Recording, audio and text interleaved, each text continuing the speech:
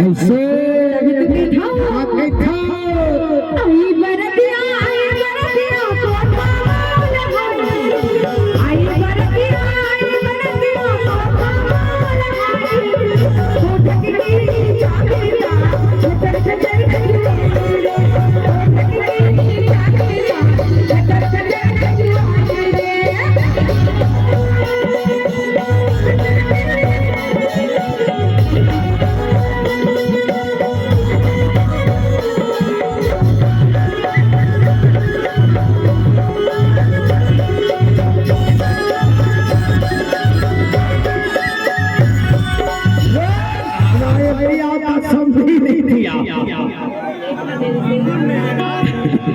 अरे हम मन कब नयन खोलवा के मन रहे।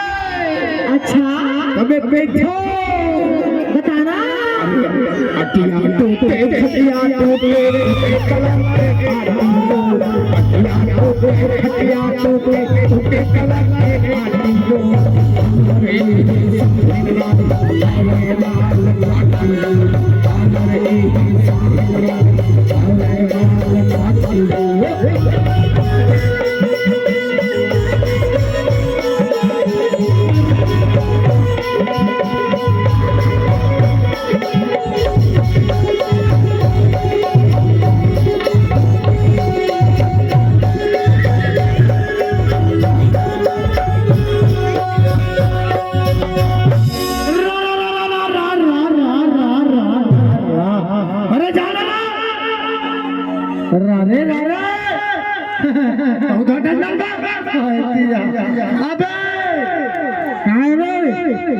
ये साले मजा नहीं आवता समझिन मन नहीं आते बला बला बला छोटे समझिन लगला छोटे समझिन एतिया वाह वाह क्या बात एक नंबर समझिन है भाई। ए हम पौवा कर दिखाते सही में पौवा कर दिखाते रे। लेकिन एक बात है बात अच्छा ने साढ़ू सोले छातारू शेर छातारू ऐसे अब ये साले दिल्ली छातारू है दादा। और सुन में ए साले खफन कैसे लगत है रे। सही बात है साढ़ू एक ढक्कन खुल गए लेने का ए धीरे धीरे पीले थम साढ़ू का कहते साढ़ू मैं गागे छदा था। अरे सबसे फिरी की लाठी तलवार है। अरे सबसे फिरी की लाठी तलवार है। और सबसे दैनिक बना पहले मोड़ कोई सलवार है।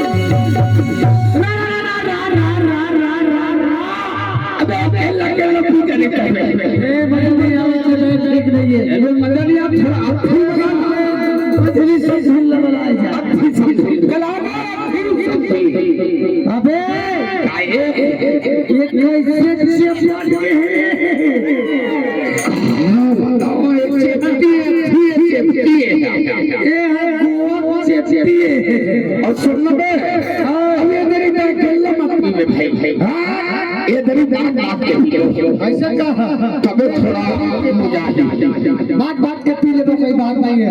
तब मैं क्या कहता क्या कहता सबके नाम ऐसा तैसे मरना गोठे हो से सबके नाम ऐसा तैसे अब मरना गोठे हो और नाचा करे बनाए है दूरी मुंह लगा बार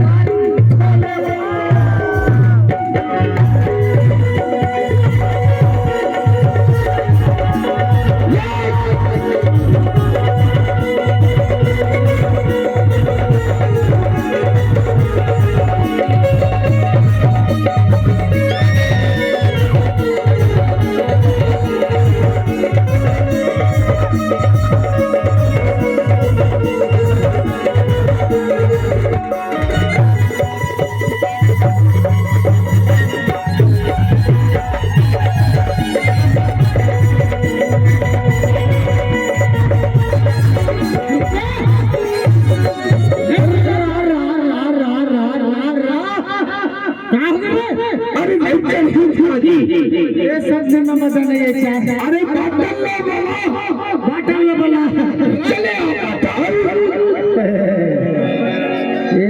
एदा मजा आई नहीं चला रे साले बेटे एक आगे बाटल ये गोवा बाटल गोवा के लाल वाले भारी चिकनी गावत है लेवल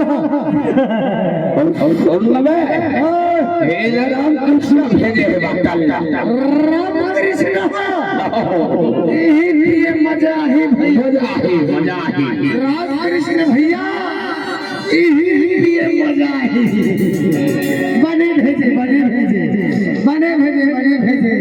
तक ताक नहीं सब ये हाथ साले पूरा अजगर बरोबर देखा साड़ू अरे क्या बाजा बजाए बजनिया मोर में आई छे अरे क्या बाजा बजाए बजनिया मोर में आई छे अरे वाला छोड़ दे भिटिया पार बजे साले फिटी वाले ये चोल फिटी का देखते रे तब कैसे लगते ए साले जीना मुंह मंडले लिनही बेटा पता नहीं पर सल तब जाके तो जाता का कथा अरे का बाजा बजाए और नहीं आई हो आइए पल्ला छोड़ के ये साले अजगर पार बजाए हो